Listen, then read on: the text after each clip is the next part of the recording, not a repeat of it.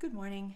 It's Diana from Big Green, and today we're going to walk through the last step of the process, which is an excavation of the potato plant. At the beginning of this adventure, what I shared with you is you had some choices about the potato bag, and one of them is that you could choose to keep it or send it with another staff throughout the summer, because the potatoes probably won't be ready for a full harvest until sometime maybe earliest mid-July, or even a little bit after.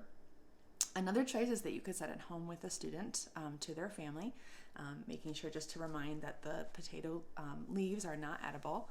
And then the third option was to do an excavation, sort of mid growing season, and that's what we're gonna look at here today. The purpose of doing this excavation would be just to give kids a glimpse of what's happening, as this plant is growing underneath the soil, because what we can see now is just the leaves that are sticking up. So that's what we're going to work on today. I have, this is the potatoes that we have growing here in my grow bag. At the beginning of this project, I think I also showed you the lettuce seedlings, and this has been really fun to report. The lettuce is really growing, and so we actually were able to enjoy some of this in a salad last night, and now we'll be able to continue to eat this for several servings. So also, just want to extend a thank you to all of you who are participating in this project. We're really excited to have had you and your students doing this potato growing activity.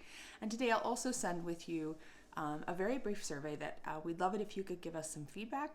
Let us know what worked well for you, maybe some improvements that we could make for the next time around.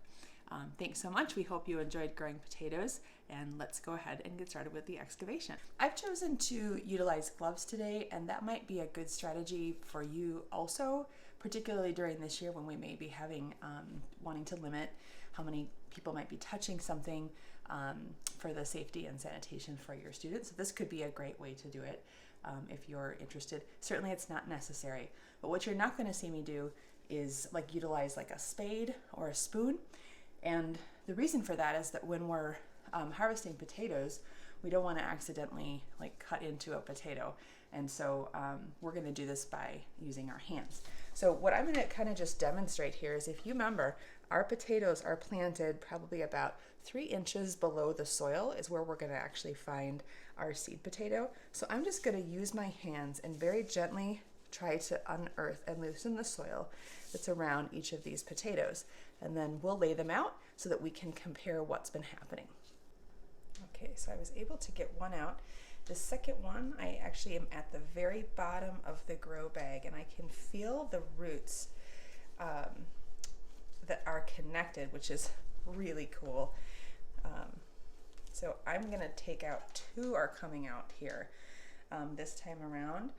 So there's gonna be some stuff for us to investigate in these potatoes. And the last one is my biggest.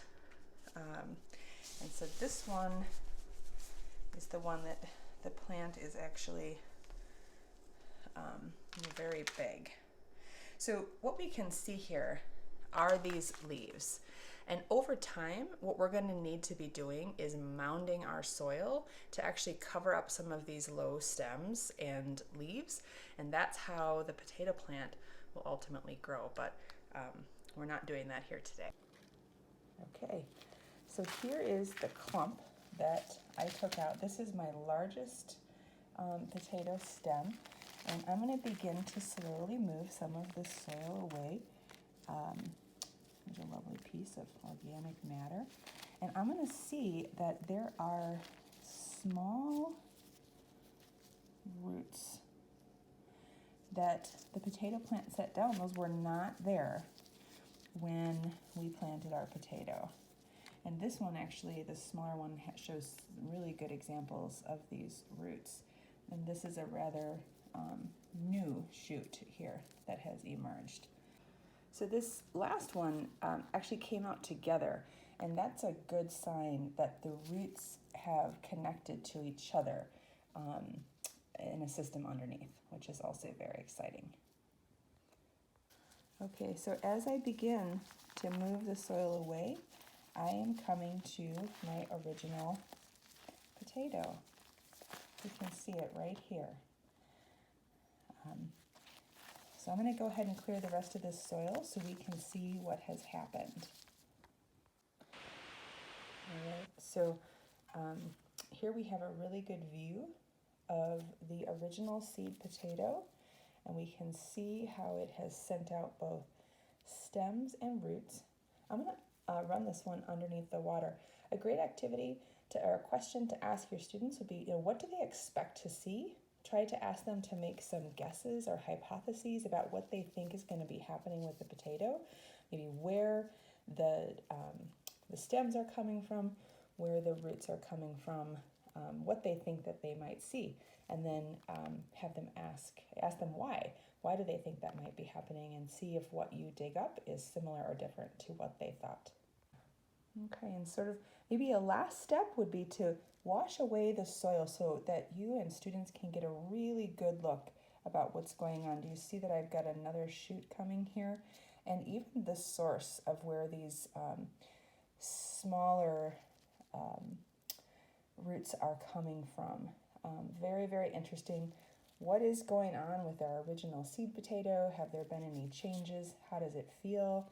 Is it firm, or has it started to break down? These are all great observations to record and a great conversation you can have with your students. Okay, so the last thing I wanted to show you, I did only do a complete excavation here with one plant, which I've actually gone ahead and put back in the soil. You may also choose to do some of your plants, but not all of your plants. And now I'm going to show you how, adding soil to this bag will start to bury the exposed stem, and that's a good thing. And so the last step could be to return the plants. I'm not sure how well they'll do after being taken out of the soil, but I'm going to give it a try.